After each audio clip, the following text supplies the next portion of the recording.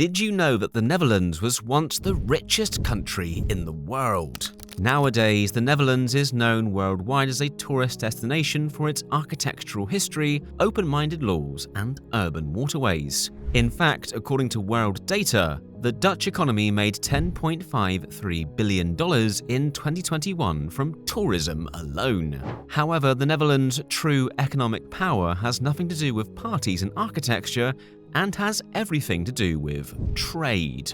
While you probably aren't about to hop on a plane to experience the Netherlands' rich trade history, know that this controversial country in Northern Europe laid the foundations for modern business and finance, making it, at one point, the richest country in the world. So, when was the Dutch Golden Age? And what exactly did it look like? Let's rewind back to 1602 when a company you may have heard of entered the world stage. The Dutch East India Company, aka the VOC, which is an acronym for the Dutch name Verenigde Oost-Indie Company. Although there was no Gucci shop in downtown Amsterdam yet, the early stages of vast wealth were underway in the early 17th century. Persia, Bengal, Siam, what's now modern-day Taiwan, and of course India were just some of the nodes in the vast network of trade established by the VOC. From the furthest reaches of the world, spices and exotic goods were bought, sold, and imported back to the Netherlands via trade routes that were once thought to be impossible. With unprecedented means of trade came unprecedented wealth. At their peak, the VOC employed over 25,000 people, which, in the 1600s, was a preposterously large company. It was the ancestor of modern-day corporations. In fact, they were the first to ever issue stocks.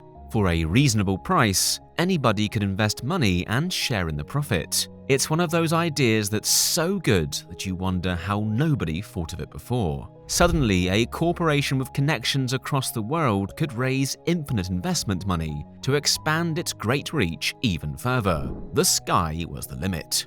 This financial revolution led to the establishment of the Amsterdam Stock Exchange in 1602, creating a space where people and corporations could raise funds to gain their own riches. By the dawn of the 17th century, the Netherlands was a hub for all serious international business. Adding to this juggernaut was the advent of new seafaring technology. There were nautical innovations such as the Flute, a Dutch ship designed to carry a large amount of cargo. It was cheap to build and did wonders for transportation. New navigational technologies like the telescope and star-orientated navigation made arduous sea routes both possible and tolerable. This collaboration of financial and technological innovations turned the Dutch homeland into a workplace and playground for the uber-wealthy. The gravitational pull was simply unstoppable, or so it was thought. As the centuries rolled on, the Dutch Golden Age peaked, with the Dutch India Company totaling 78 million Dutch guilders in profit. That would be $7.9 trillion today. But nothing lasts forever. Indeed, in 1874, the company was dissolved, thanks to increasing competition and corruption within. Its assets were bought by the government and distributed to its shareholders. Countries like India were also declaring their independence from colonial powers and the exploitation that often came with them. The world was changing. Although the Netherlands could no longer claim to be the absolute wealthiest country in the world, it still stands as a beacon of trade and wealth. Thanks to its golden age, the Netherlands cultivated a spirit that turns clever ideas into global business triumphs. For better and worse, they were doing more than just trading spices. With an understanding of global commerce, the Dutch created efficient economic pathways for themselves and the world. Today, the legacy of the Netherlands has taken them to manage modern logistics and infrastructure at its global best. For example, the Port of Rotterdam. The Port of Rotterdam handles more than 1 million tons of cargo on a daily basis. For many years, it was the busiest port in the world. The Schiphol Airport, which opened in 1916, is also among the busiest airports in Europe, supporting over 71 million passengers annually, making it a key player in connecting the Netherlands to the rest of the world. This setup actually links up the whole continent. It also makes sure that products can move smoothly from one place to another. About 9% of all the money the country makes comes from transport and storage. But it's not just about the Netherlands. This network is a big deal for Europe, tying together different industries and helping the whole continent function. They drive economic growth and make sure the Netherlands stays at the forefront of global trade. The trading started with the Dutch East India Company, and today, ING Bank stands as a testament to that legacy. This bank has a market capitalization of over 48 billion euros. Clearly, the Dutch's biggest modern corporations have displayed expertise in global collaboration and financial cleverness. One might say the Dutch took their knack for trade from the high seas to high finance, making them big players in today's global financial markets. So why do companies still love setting up shop in the Netherlands? What still makes the place so special? The most important one is its spot on the world map. It's right in the heart of Europe, sitting at the center, connected to the rest of Europe by land and to the rest of the world by sea. Then there's the money side. The Dutch are quite practical people. They offer a sweet deal on taxes that businesses hardly say no to. Plus, imagine walking into an office where almost everyone can chat in English or even multiple languages. The deep trading history has made that possible.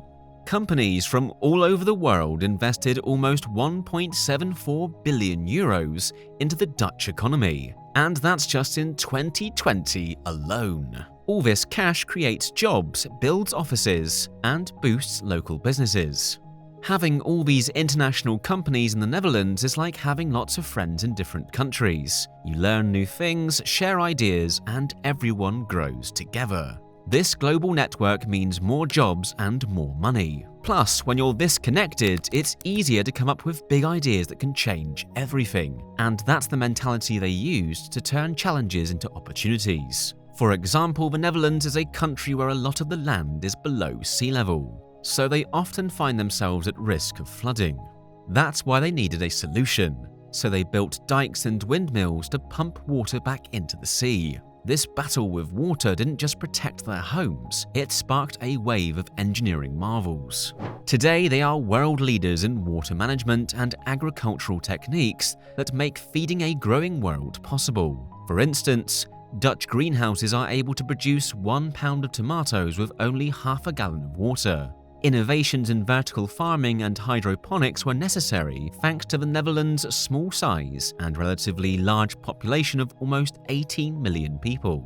One might say they turned a problem into a superpower. Fast forward to today, and the Netherlands ranks as the second largest agricultural exporter in the world, just behind the USA. Keep in mind that the Netherlands is roughly the size of Maryland. They also invest heavily in sustainable technology. According to the International Trade Administration, 40% of the Netherlands' electricity came from renewable resources like wind and solar. They are reducing their dependence on fossil fuels with time. Their historical struggles with the sea led them to become global leaders in working with, rather than against, nature. One might say the Dutch have cultivated a worldly and even existential perspective thanks to their country being a melting pot of environmental, economic, and cultural innovations. They have always been open and had an international outlook. Even in the Golden Age, the Netherlands was a place where people with different beliefs and backgrounds could live and work together. This welcoming spirit from centuries ago has shaped what the Netherlands is today. If you're there, you may notice how this historical openness has morphed into the modern Dutch culture and business landscape so well. Dutch companies really stand out for their openness. They often have flat and open organizational structures. This means that everyone, whether a fresher or an old hand, gets to speak up and share ideas. Also, being a crossroads country thanks to its vast trade history, the Netherlands still welcomes talent from all around the world. The Dutch Golden Age isn't just a story from the past, it's a living force that continues to mold the Netherlands into a dynamic economic powerhouse that interconnects Europe and the world. Do you live in the Netherlands or have you visited? How does this perspective compare with what you've experienced? Perhaps you think I'm being too kind. And let us know what other countries you'd like us to cover. If you learned something and want to see more, then I invite you to subscribe so that you don't miss our next video about Canada's rise.